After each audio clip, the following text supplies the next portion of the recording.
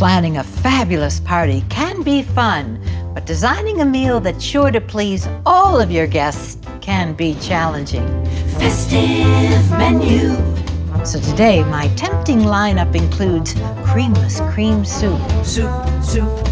a fancy stuffed veggie entree, Stuffed veggies. a zesty salad, Kale salad. quick truffle treat for dessert.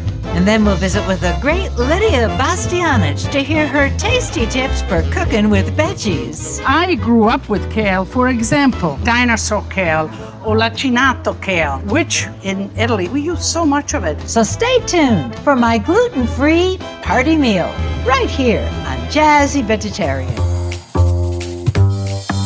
Jazzy, you're gonna be healthy with the Jazzy Vegetarian. Jazzy, so snazzy. We're gonna cook something healthy and light.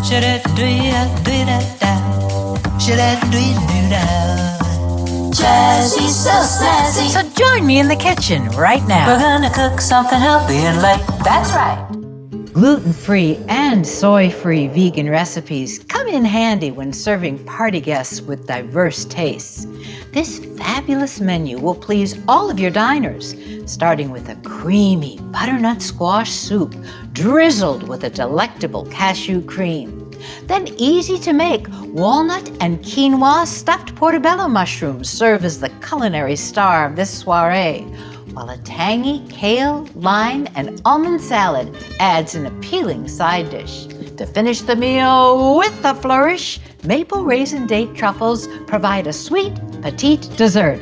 So join me as I prepare this tasty meal.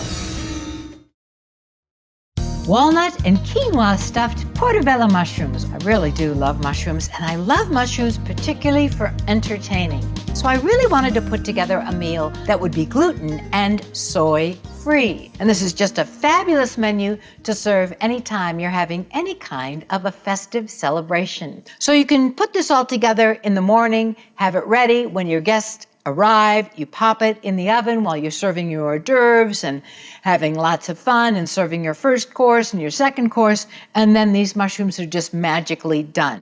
The great thing about portobello mushrooms is they have a very meaty texture. All you need to do is de-stem them, and this is how I do it. You see this big stem in here? We want to pull that out. So the way I do it is I just take it with my forefinger and my thumb, and I pop it. You can hear it popping.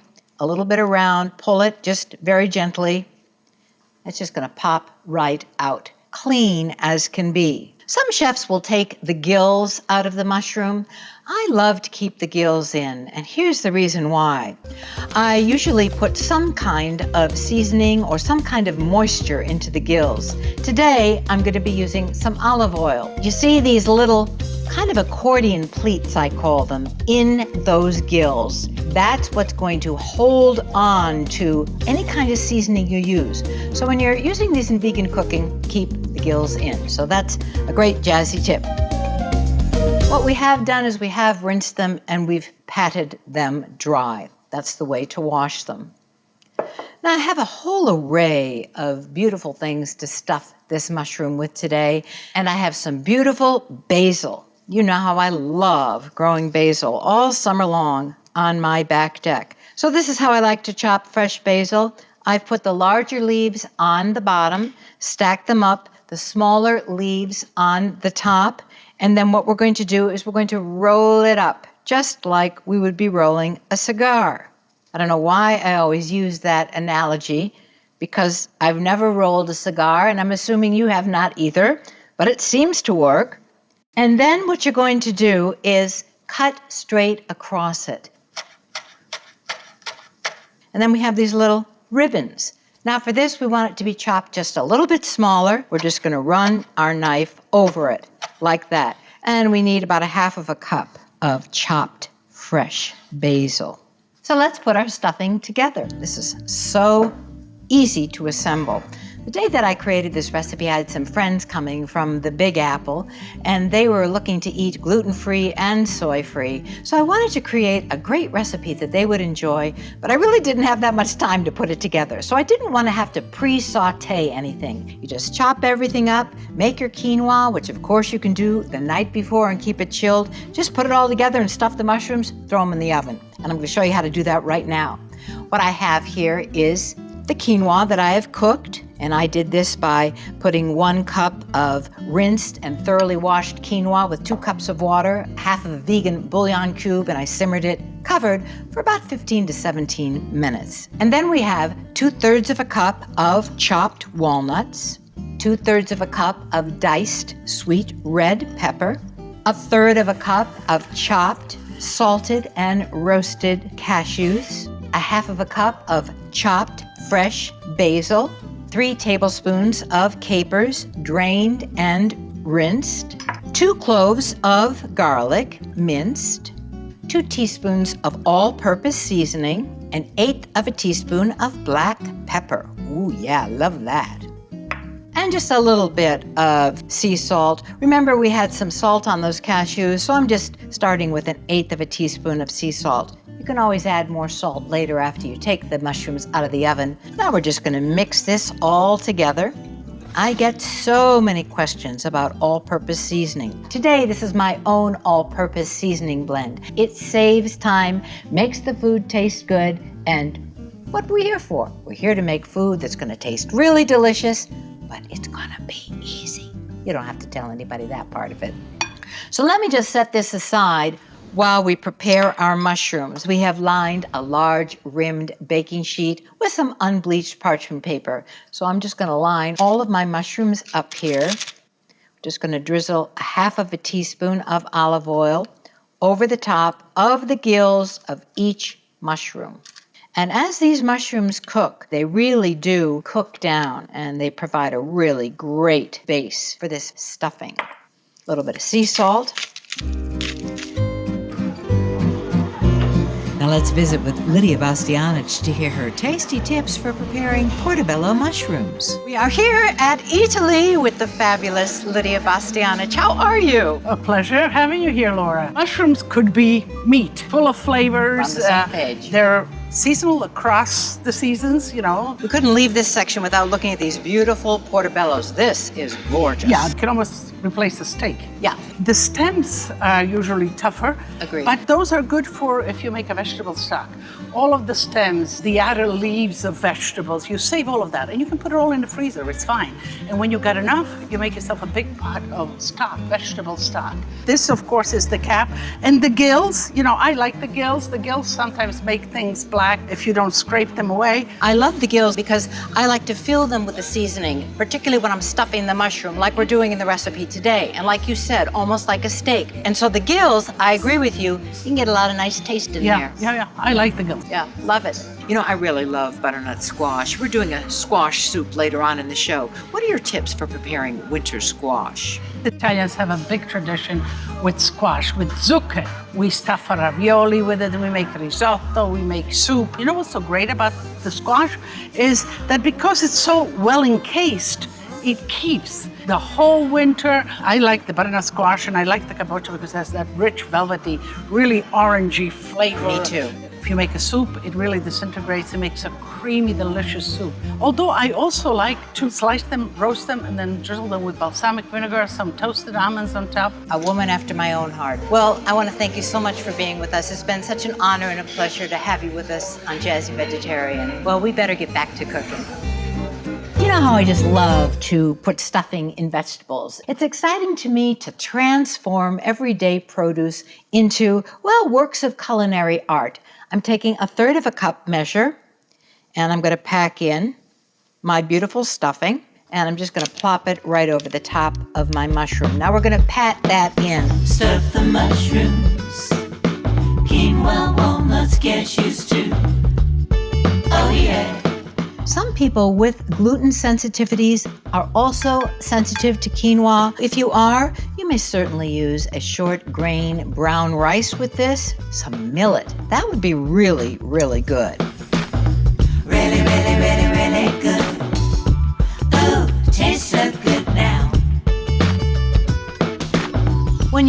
your portobello mushrooms, you want to try to buy them all the same size. These are all pretty equal in size, except for this one. If I don't trim the top of this mushroom a little bit, it will cook slower than the rest of the mushrooms, and you're going to end up with one uncooked mushroom. I'm just going to cut off a little bit of the bottom since it's so much thicker than the rest of the mushrooms. And we're just going to trim off the top of this one to make it so it's more equal in size. So just pat it with your hands is the best way I find to do this. Add another tablespoon right on top. Just evenly dividing this stuffing. Use the back of a rubber spatula to do your final pressing.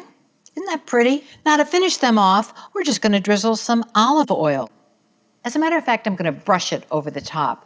It's going to make the olive oil distribute a little bit more evenly. As they cook, they're going to get nice and crispy on top, which is really very appetizing. We've preheated the oven to 400 degrees. We're going to tent the mushrooms with foil, and we're going to bake them for about 50 minutes. Then you're going to remove the foil and cook them for another, 10 up to 20 minutes until the tops are getting nice and crisp and those mushrooms are nice and tender.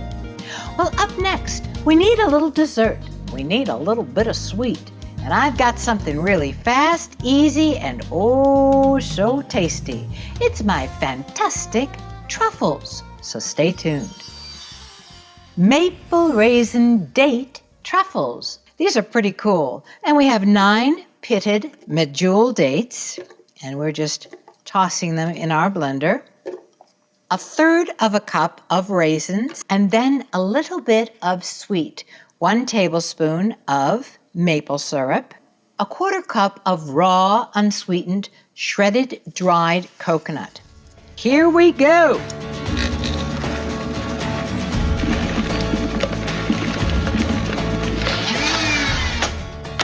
That looks pretty good. And we're going to get it out of our blender container. Pop it right into a bowl. It's pretty sticky. And now we're going to put our Maple-Raisin-Date Truffles together. This is the fun part. And what we have done is we have lined a small rimmed baking pan with unbleached parchment paper. And it's so easy to do. This would be fun to do with the kids or the grandkids. I like to use a little cookie scoop for this. I have a tablespoon cookie scoop. Makes it so easy to get the truffles to be an even size and also to make them so they're kind of roly-poly like truffles. So you just want to take that, roll it into a truffle-like shape. And we're going to roll them all in a little bit of cocoa powder, which is really going to make it like a traditional truffle. What I'm going to do now is get a little truffle assembly line going. You see, I've coated one of them in our beautiful cocoa powder, but I'm actually going to make the rest of them and then coat them all at once so I don't get my hands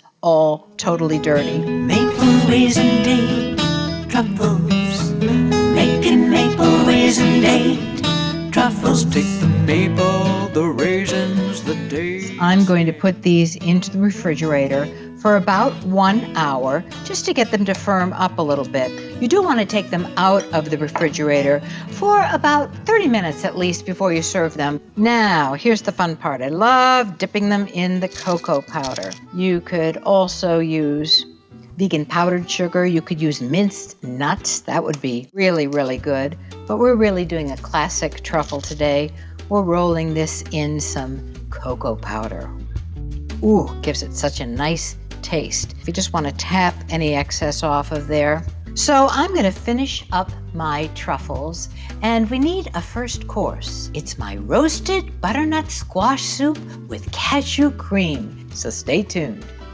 Yum! This is such a pretty dish, and it's very easy to make because it's only 6 ingredients. The whole soup with the cashew cream. Now, the day that I created this recipe, I was really short on time, and I decided to make cashew cream at the last minute. Now, normally for cashew cream, you would want to soak the cashews first. What you would do is take some raw cashews, cover them with water, put them in the refrigerator, let them soak for anywhere between 1 and 5 hours, rinse them very, very well, and they get nice and soft. But if you're forgetful like I am, or you're creative like I am, you really can cheat, and you can use the cashews just right out of the package. So what I have here is 2/3 of a cup of raw cashews, a half a cup of water.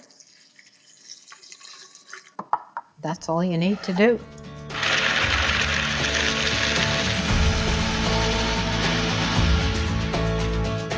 Let's check it out. Oh yeah, take a look at that.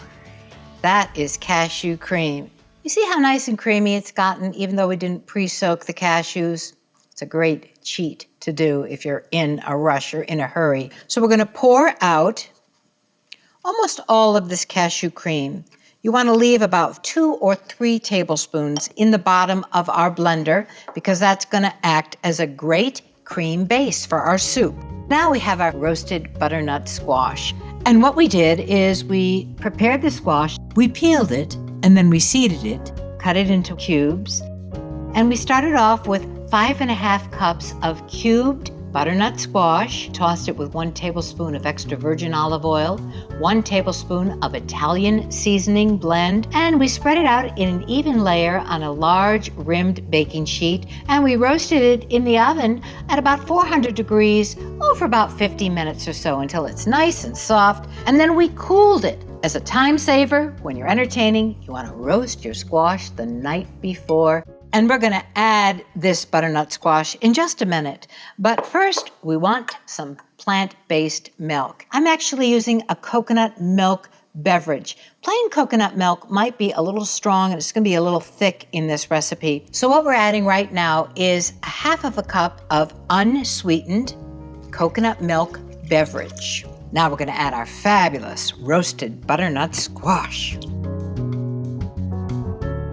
I'm adding 2 cups of filtered water.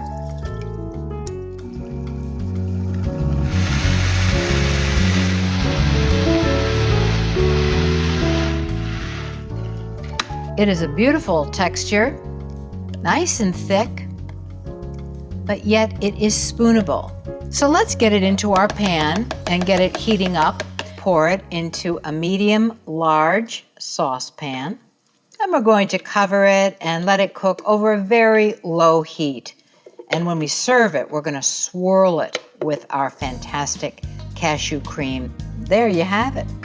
We're going to pop the top on. I have this over a medium-low heat, and I'm going to let it heat through, and then we're going to put our soup together. But we need a little salad, so stay tuned for that. Kale, kale, kale salad. Ooh, I love a good kale salad. This is curly kale. You do want to take this fibrous stem out of the kale. Cut that stem right out like that. You can also try pulling the leaf from the stem. Put the big piece on the bottom. This is a great technique to use whenever you are slicing leafy greens. You can just roll it up, just like that. Then you're just going to slice right across, making nice little thin ribbon-like slices. You want 5 cups of this thinly sliced kale. Lidia Bastianich loves cooking with kale too, so let's go back to Italy and hear why. We happen to be standing next to one of my favorite vegetables, which is kale. You do so many great kale dishes. Kale has become in vogue lately. I grew up with kale, for example, dinosaur kale or lacinato kale, which in Italy, specifically in Tuscany, we use so much of it. We make bruschette, you make a soup ribollita, the boiled soup, pastas. It is just wonderful. It is one of the most vitamin, mineral-packed vegetables. Here is the green kale, yes, of course, which is great. Now this I love. This purple I kale. love. Yes. So there's all different kinds of kale. Now I take the stems out. One of the easiest thing is you take it like this, and you just kind of. Right across. And this is all edible. Yes. And this is not so edible, but don't throw it away. Cut it in small pieces. You make a great soup. With beans, it makes a great soup. It is. So it's great. edible to the core. We're using roasted almonds in our salad. Tell us about these fresh almonds. These are almonds, green almonds. So this is the shell of the almond. You wash it, and then you shave it. And what you get in there is, let me show you. You see the inside? Wow. That's the almond. You can pull it out and eat it. I can? Sure. Whoa. But you can use this to the shell. You wash it and on the mandolin, you shave the shell and you toss it in salads. It's delicious. You get an almond back taste to it. Yeah, it's milky. But first, yes, it's milky, which of course, as a vegetarian, I love having that kind of sensibility, that kind of flavor. That's amazing. Wow, am I excited. But I think that both of us need to get back to cooking, yes? Let's cook. And I'm doing something a little different for our dressing today. We're actually doing an oil-free dressing. So I have 3 tablespoons of freshly squeezed lime juice. I'm adding 2 tablespoons of maple syrup and a little bit of sea salt, about 1/8 of a teaspoon. I'm just going to whisk that all together.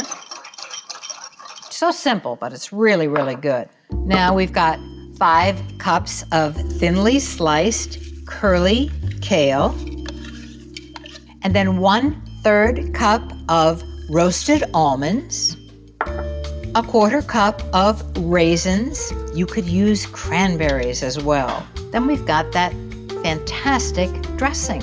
I'm just going to pour it right over the salad. If you want to massage the kale, you can. You can just use clean hands and just start literally massaging it. You're going to feel the fibers break down from that kale and make it so your kale gets nice and tenderized. Just a little bit of black pepper. Toss it all together. Well, I smell those mushrooms. I think they're almost done. And I know that my soup is getting nice and heated. And those truffles are just ready to be plated up. And this beautiful salad. I think our dinner's done. And I am going to taste it for you. So stay tuned. It's my gluten-free, soy-free, fabulous, spectacular. It's very easy to make. Now look at this kale salad with almonds and lime. I'm just going to take a little taste. I just love kale salad. Man, the kale's nice and tender with a nice little crunch from the almonds and the sweet taste of the raisins. You've got to try that. It's absolutely awesome. Now for my soup. Look at how pretty that is. I swirled that cashew cream right over the top. We garnished it with a little bit of basil. Let me give it a taste. You don't miss the cream with that. That butternut squash that's been roasted in the oven with a little bit of olive oil, a little bit of Italian seasoning, got all caramelized, and we put it with that cashew cream in the blender, a little bit of coconut milk. That's really all you need. It is so flavorful. You're not going to believe it. You must try that. Now for the star of our show today. It's not me. It's my portobello mushroom. And isn't that fantastic? I just can't wait to take a taste of this. This is just awesome. That is good. Remember, we poured that olive oil in the gills of this mushroom. And then we stuffed it with that flavorful quinoa and walnut and cashew stuffing. Takes the place of meat so beautifully on your plate. Well, last but not least, look what I have. My beautiful little truffles. And we've plated them up with some fresh strawberries, a little mint leaf in the middle. And if you don't have a plate like this, you can just do it on a plain white plate. We also have these little serving spoons that are so popular these days, and done one in each. This would be a perfect way to plate these up for a buffet. I'm going to give it a little taste. Wow. Those dates and those raisins give a great sweetness, a little back taste from that coconut and that cocoa that has covered the whole truffle. It is so delectable, but it's really healthy for you. Just like this whole meal, you must try it. I hope you adored the festive menu that we prepared for you today. So when you're seeking delicious gluten-free, soy-free, and vegan recipes, I hope you'll look to the dishes on this show. So until next time, be happy, be healthy, and be well from the Jazzy Vegetarian.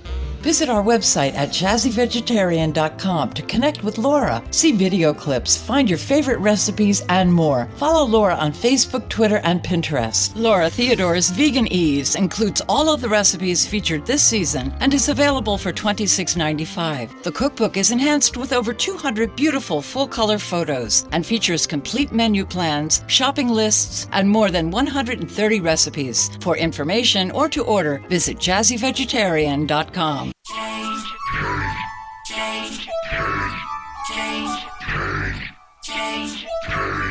Change.